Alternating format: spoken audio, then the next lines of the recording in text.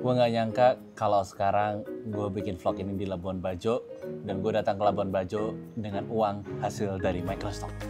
Gimana ceritanya? Simak di podcast kali ini sampai selesai. Kita mulai.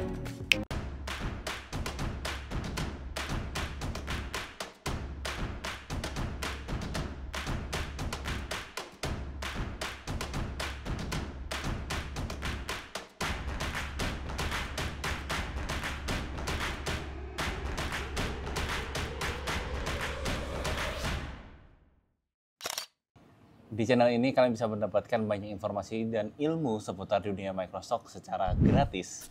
Gue sendiri Reski, founder Microstocker Teddy yang saat ini udah memiliki pengalaman 6 tahun lamanya di dunia Microstock dan juga ratusan ribu foto portofolio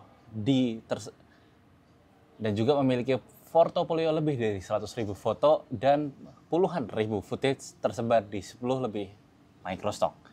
Dan di episode kali ini gue akan sharing mengenai pengalaman gue datang ke Labuan Bajo dengan uang dari hasil Microstock. Jujur ya teman-teman ya, ini gue nggak nyangka sih, gue bakal ke tempat ini yang mungkin dulu dari kecil gue nggak nyangka akan kesini ya, karena Labuan Bajo kan terkenal dengan cukup mahalnya. Atau dari recycling trip dan sebagainya cukup mahal. Dan gue datang ke sini bareng sama istri gue berdua, kita 1 minggu di sini, dan enaknya lagi gue kesini ini menggunakan uang dari hasil dari Microstock. Gue ingin kasih latar belakang dulu sebagai konteks ya, bahwa gue bukanlah orang yang privilege ya teman-teman. Gue bukan privilege dalam artian secara ekonomi. Gue sendiri yatim udah dari tahun 2008. Ibu gua nggak kerja dari tahun 2008 sampai sekarang karena fokus membesarkan anaknya.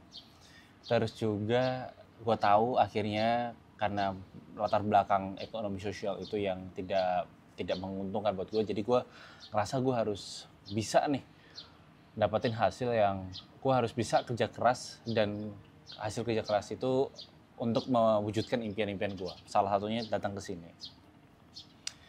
Gue pernah di tahun 2016 pada saat itu gue KKN di Pulau Rote, Nusa Tenggara Timur juga sama dengan Labuan Bajo. Cuman bedanya itu paling selatan dan ini adalah destinasi premiumnya. Dan gue di atas pesawat itu gue pernah lihat di bagian bawah kayak wah itu keren banget, itu pasti NTT yang bagian Bajo, Lombok dan sebagainya.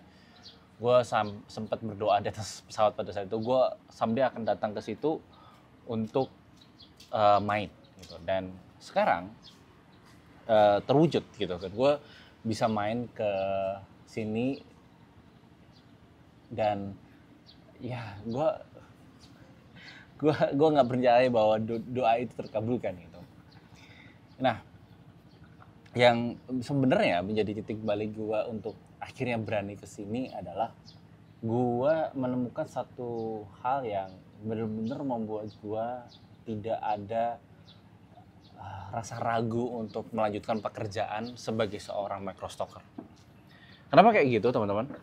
Karena dulunya ketika gue pengen banget traveling, pengen banget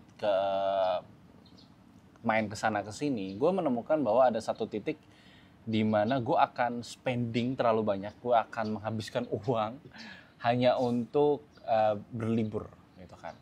Di saat di saat gue sendiri lagi struggling dengan uang at that time, di waktu itu.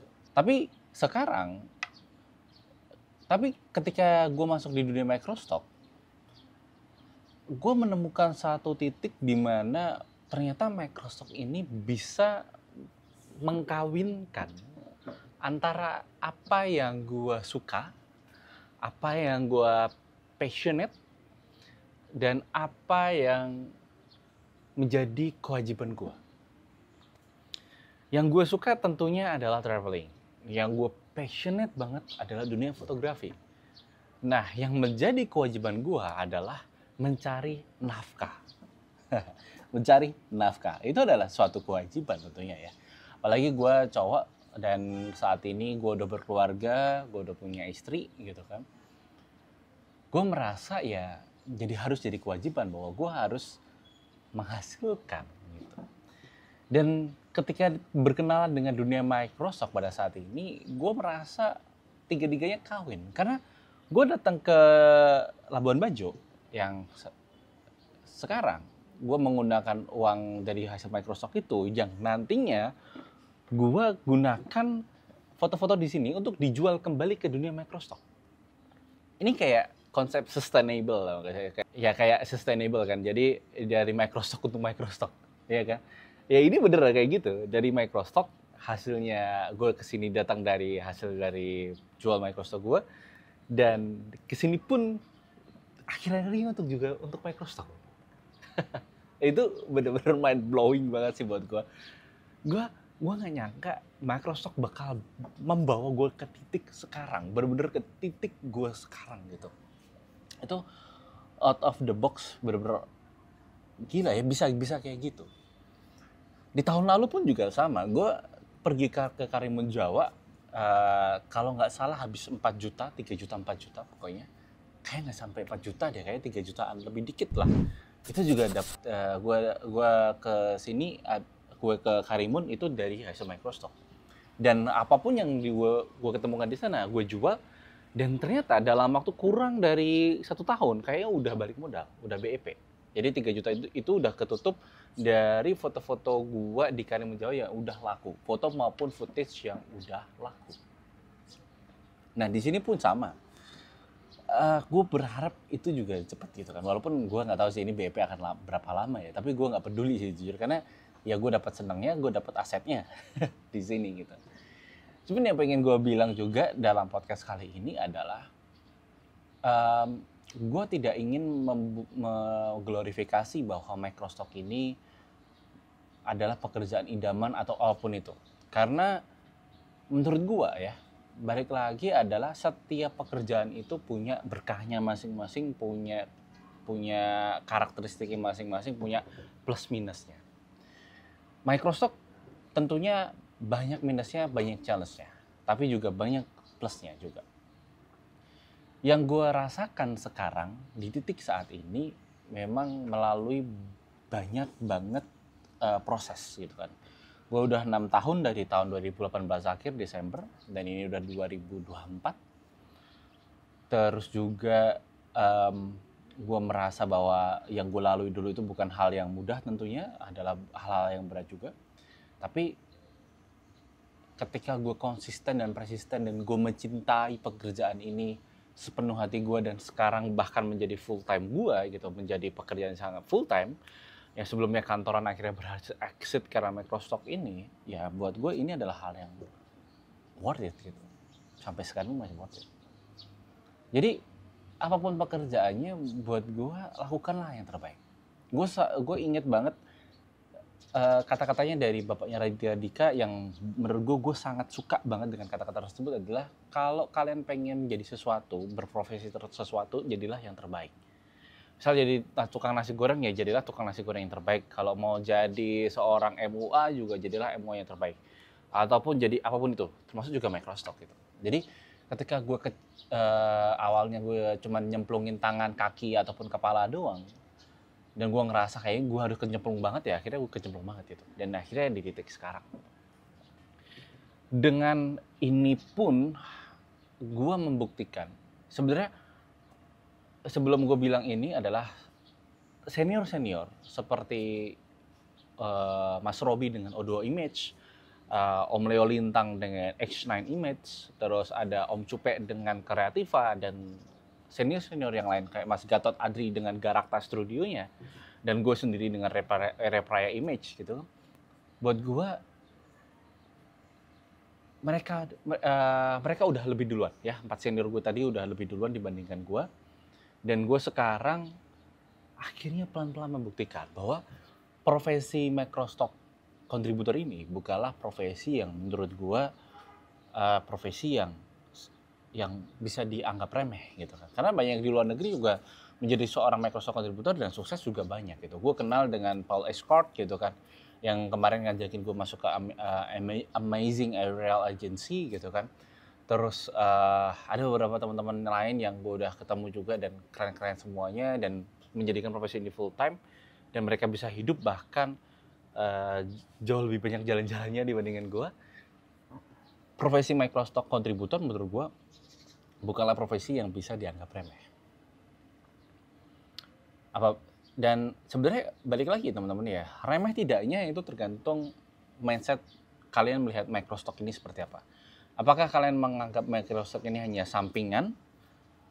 Ya sebenarnya nggak ada masalah, ataupun ini bisa menjadi bisnis jangka panjang yang kalian punya visi misi di dalam ini juga, itu juga bisa bagus gitu. Jadi balik lagi menurut gue profesi ini bisa membawa kalian sejauh apa, itu balik lagi ke effort teman-teman. Itu balik lagi ke soul-nya teman-teman. Apakah soul kalian atau nyawa kalian merasa hidup di profesi ini atau tidak, itu balik lagi ke teman-teman. Gue nggak akan menjanjikan bahwa apakah Mas Rizky, apakah saya bisa 6 tahun dan apakah bisa membawa di titik kayak Mas Rizky sekarang. Dengan sangat tegas, gue bisa bilang itu tergantung. Tergantung dalam artian kalau kalian serius, kalian menekuni ini, bisa jadi jauh lebih cepat, ya. Ataupun kalau kalian masih setengah terus, ya, ataupun seperempat bahkan gitu kan ya, itu akan hasilnya tetap akan seperempat. Om Leo pun bilang bahwa ketika kita bekerja dengan dengan effort terbaik kita, ya hasilnya pasti akan baik. Mas Gatot pun juga bilang kalau ini cuma jadi setengah-setengah aja Mas, ya selamanya akan jadi setengah-setengah gitu. Jadi balik lagi, tapi ini bukan berarti kalian harus habis ini oke, aku akan mau full, aku mau resign gitu. Gue nggak ngajarin gitu ya teman-teman. Bener-bener please coba berkaca aja, apakah ini worth it, apakah ini oke, apakah ini gue bisa menggantungkan hidup dalam pekerjaan atau profesi sebagai seorang Microsoft contributor. Itu balik lagi ke teman-teman. Gue nggak mau kayak seolah-olah ayo semuanya bareng-bareng sebagai seorang Microsoft contributor. Gue nggak mau bilang seperti itu. Balik lagi, silahkan melihat dari kacamata teman-teman masing-masing, melihat kondisi kalian masing-masing, melihat microstock kalian masing-masing ini seperti apa. Dan yang bisa menilai adalah teman-teman sendiri. Silahkan menganggap ini serius atau tidak serius, ataupun setengah-setengah, itu terserah teman-teman. Tapi di podcast kali ini, gue cuma mau bilang bahwa Microstock kontributor, dengan gue kesini, gue yakin bahwa profesi ini bisa menghidupi gue untuk beberapa tahun ke depan. Ya, gue dengan bangga bilang seperti itu karena ya ini Labuan Bajo.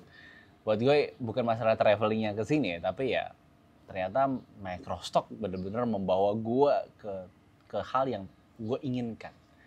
Sekedar sharing juga, gue pernah bilang ke teman gue pada saat itu di Jakarta bahwa bisa nggak ya aku kerja dari Jogja ataupun Klaten tapi dengan gaji lebih dari manajer di Jakarta gitu. Gue pernah bilang kayak gitu, dan alhamdulillah di titik sekarang udah bisa gitu. Dengan Microsoft ini juga udah bisa, dan gue seminggu di sini jujur gue nggak ada beban juga gitu kan. Nggak ada beban tuh dalam artian gue udah ada tim di kantor kan yang membantu gue, ada Mas Gunawan, ada Lila juga yang membantu gue dalam Microstock ini gitu kan, di tim Repair Image. Gue nggak ada beban dalam artian ya gue nggak kepikiran klien, gue nggak kepikiran pekerjaan kantor, dicari-cari kantor dan sebagainya, itu enggak.